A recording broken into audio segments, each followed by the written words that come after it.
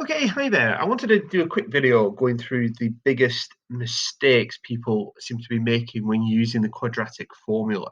So I thought we'd just do this question here, solve this equation using the quadratic formula, giving your answer to one decimal place. So there's a couple of things. First of all, we need to know what the quadratic formula is, and fortunately we are given that in the test. So it's x equals negative b plus or minus the square root of b squared minus 4ac all over 2a. Now, you don't need to love that formula, but you do need to be able to use it, okay? It's a funny looking formula. It's quite complex. The way it's been worked out is quite difficult and certainly beyond the scope of the Nat 5 course. But you need to be able to use this formula. And really, it's two formulae.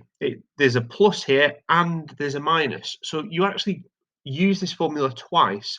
Once you're going to put a plus here, and once you're going to put a minus here. So first of all, we need to know what A, B, and C actually are.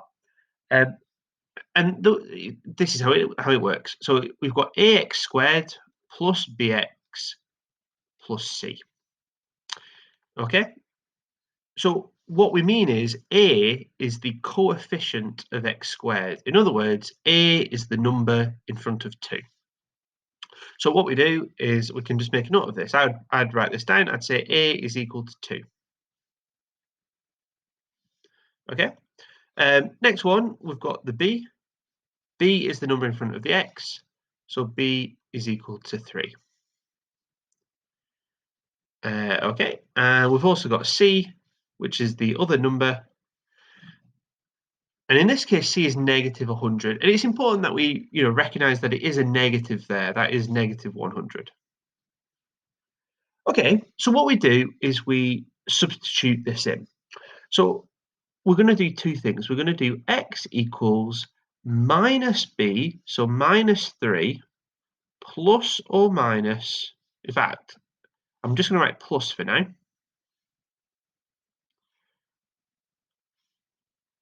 Okay, because like I said, we're going to do this twice, once where we add and once where we subtract. We're going to do b squared minus 4ac, so that's going to be b squared is going to be 3 squared minus 4 times a, which we know is 2, times c, which we know is minus 100. And that's all divided by 2a. So 2 times 2. Okay?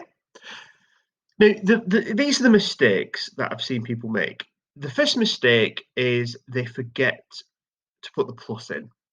So if you're getting an answer that's completely wrong, there's a good chance that you're just forgetting to put a plus or a minus here.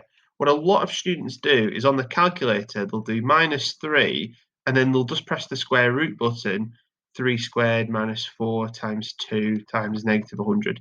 If you're doing that on your calculator, you're going to get the wrong answer because you've not put a plus or a minus there.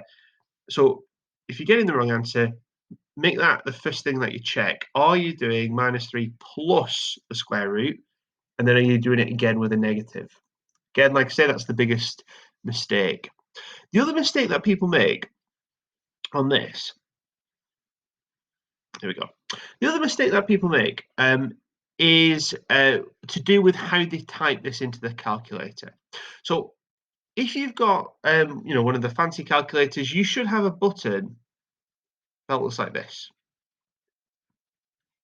Okay, it's the fraction button, and what that'll do is it'll put this on your screen, and it'll let you actually type this as you see it written out here. You'll actually be able to type it out exactly like this on your calculator screen. So it should look like this. Times negative 100. Sorry, there we go. Right.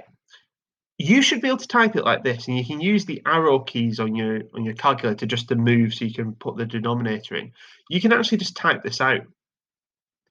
If you don't have this button, and I think what some of you are doing if you're getting this wrong, is you're typing this into your calculator. You're typing minus 3 plus the square root of 3 squared minus 4 times 2 times negative 100.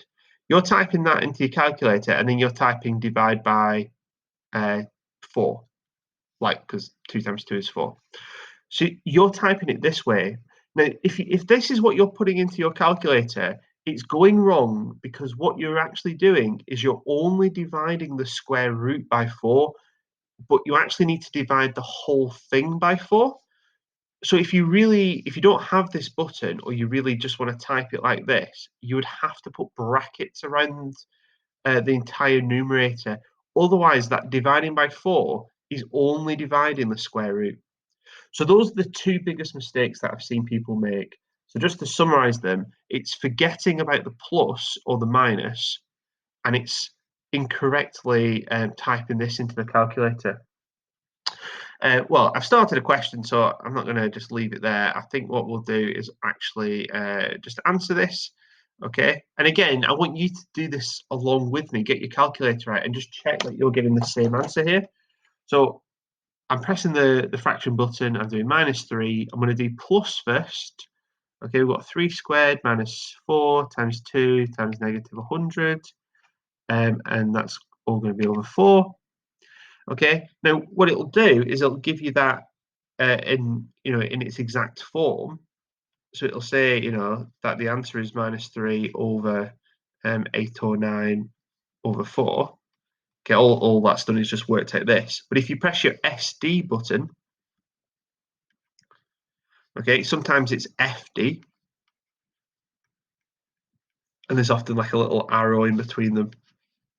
If you press your FD button or your SD button, that'll give it to you in the correct way. So this is giving me a 6.36, and it goes on, but this question says 1 decimal place, so it'd be 6.4. Okay, that's the answer they've given us. And now what we would do is do the same thing again, but this time instead of typing -3 plus, we would type -3 subtract.